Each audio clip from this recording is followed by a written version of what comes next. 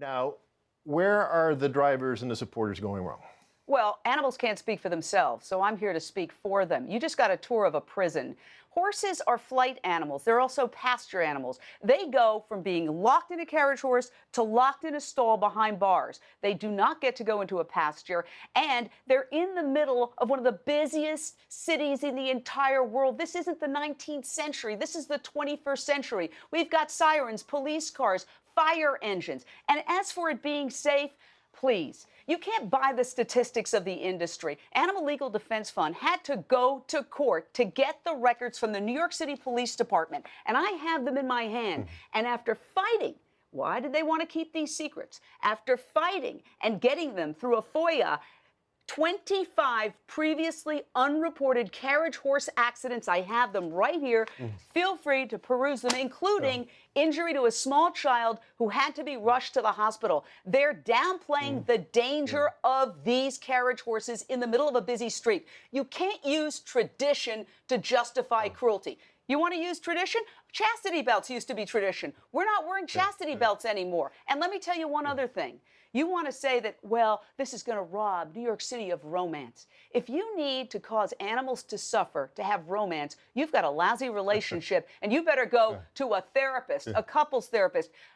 London has banned horse-drawn carriages. I was just in London. I had a very romantic time, thank you. I didn't have to make animals suffer to have a good time.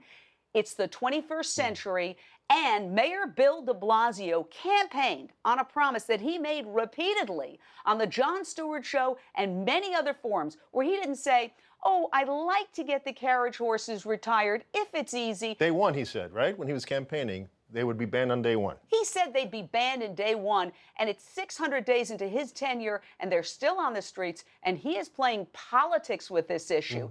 I voted for Bill de-Blasio. The only reason I didn't support Christine Quinn, one reason alone, that Bill de-Blasio promised to retire these carriage horses. By the way, Raphael, every single one of these carriage horses has a home waiting for them, a sanctuary. So another lie that's told is, oh, what's going to happen to the horses? No, they're going to be retired. They're going to actually be able to get out of their chains and walk around and graze in a pasture. Sometimes for the first time in their lives. Now, I'll tell you another thing. A lot of these horses, they disappear. Nobody knows where they went, where they've gone to. So that raises other troubling questions. When you see animal cruelty, follow the money. This isn't about tradition. But Jane, this is about people making money off the backs of animals. Okay, that may be the case, but let me just state a few of the things that are in place now regarding the welfare of horses. The horses are overseen by 5 government agencies, 144 pages of regulations. The horses can work no more than 9 hours a day. These are the regulations that you can respond after I'm done. They can't work in temperatures below 19 degrees or over 89 degrees. Let me just finish. And I see Jane, these rules being violated every day. Okay, but let me just finish this and then you can respond. Sure. And that they must have 5 weeks off in a year. And this is the one that struck me. Their stables are open to unannounced inspections 24/7. Okay. Better than the Iranian deal. Sure, they've got 5 weeks off a year. Where do they go on vacation? Let me ask you that, Raphael. Where do they go on vacation? Let me ask you that. According to what they say here, they have to go to a sanctioned stable. Oh, yeah. Did you ever follow them out? Listen, they say a lot of things that I know are violated all the time. I live right near Central Park South. I see them in bitter cold. I see them in extreme heat. I have seen a horse tethered, trying to get to water and unable to get to the water. These animals can't speak for themselves. And this whole notion that people are preserving a tradition, you know, tradition has always been used to justify cruelty, as have the issue of jobs, whether it's slavery, whether it's women's rights, whether it's civil rights. They always say, oh, this is going to eliminate jobs. Now, the people who want to retire these horses have gone to tremendous lengths, spending hundreds of thousands of dollars or more to come up with alternatives. At the behest of Mayor Bill de-Blasio, they've created a horseless electric carriage, which could easily provide jobs. But they don't want to do that. They don't want to do that. They want to ride the horses, the people who are... They're making money off the backs of these horses. The carriage drivers are making not that much money. Some of them do it because they want to do it. I mean, you know, given the... Listen, Mayor Bill de-Blasio made a promise to the people, and he's backed off because of the powerful Teamsters Union. in. Now, when he made that promise in front of the entire world, he knew that this was a controversial issue. He knew that the Teamsters were backing the carriage horse drivers. He still made the promise. Now he's gotten elected, and he has said, oh, the city council is not enough support in the city council. He put the bill into the city council, and he has not lobbied for it. He's playing the worst sort of politics. And let me tell you, if you can't trust him on this promise, what promise can you trust Mayor Bill DeBlasio on?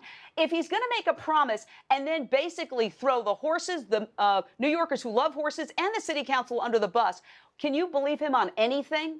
But Jane, he's accurate when he says he doesn't have the votes in the city council. Because he hasn't lobbied for them. Well, the you reason can't he says, put a bill into the city council and not lobby for it and then turn around and say there's no support. He's playing politics. And you know what? We elected Bill DeBlasio because we thought he was the anti-politician. But this is the worst sort of manipulative politics that I've seen. I'd be happier with somebody who says, I don't care, than somebody who says, I really care about the horses. Day one, I'm going to retire the horses, and then plays these snarky political games, introducing a bill and then letting it die, letting it languish. Let me say this. There is a chance for redemption.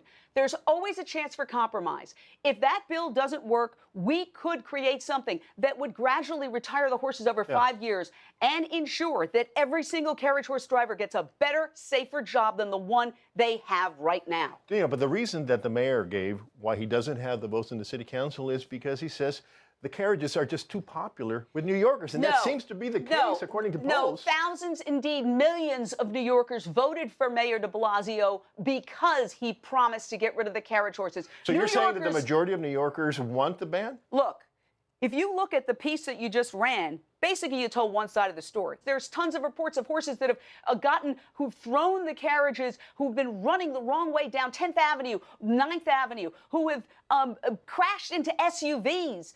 I mean, I'm not making this stuff up. Google it. Don't believe me. Google it. And you'll see Jane, the video and you'll see the Jane, pictures for yourself. You're a veteran journalist. You've been in New York City. You've been all over the place. Born and raised, 57th and 7th. So you understand better than anyone that if the majority of New Yorkers they believe for this, the city council would have an overwhelming majority. The media Jane, why don't you just let me ask the question? Okay. The city council is voting the way they're voting because they're constituents, because they think their constituents, that's the way they want them to vote. Why do you think people elected Bill de Blasio? It's not just because of the carriage. No, but it was a huge issue. 75% of the voters. It was a huge issue. And basically, you know, these statistics have been manipulated because there are tremendously powerful forces that are behind these carriage horse industry. It's called the Teamsters Union. You know, I'm a proud union member. I've been a member of SAG-AFTRA since I was a young preteen.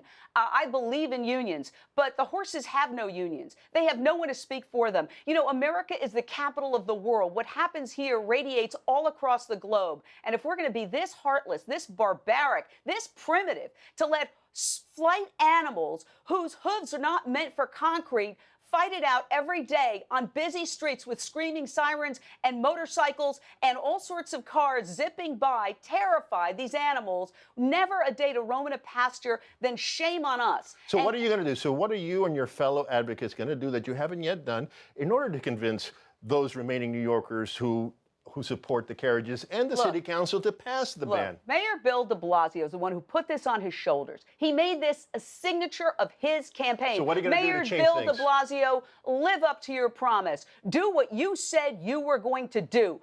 Talk to the city council. Put your weight behind it, because without your weight, there's no incentive for the city council, the council members who did not make this a signature of their campaigns, to do what you should be doing. Mayor Bill de Blasio, man up on this issue. Have the moral courage to stand up against the powerful forces that are motivated by greed and do what your heart tells you to do. And you can come up with a compromise. You can phase it in over 5 years or 7 years if you have to, but do the right thing, sir. That's why I voted for you. Okay, Jane.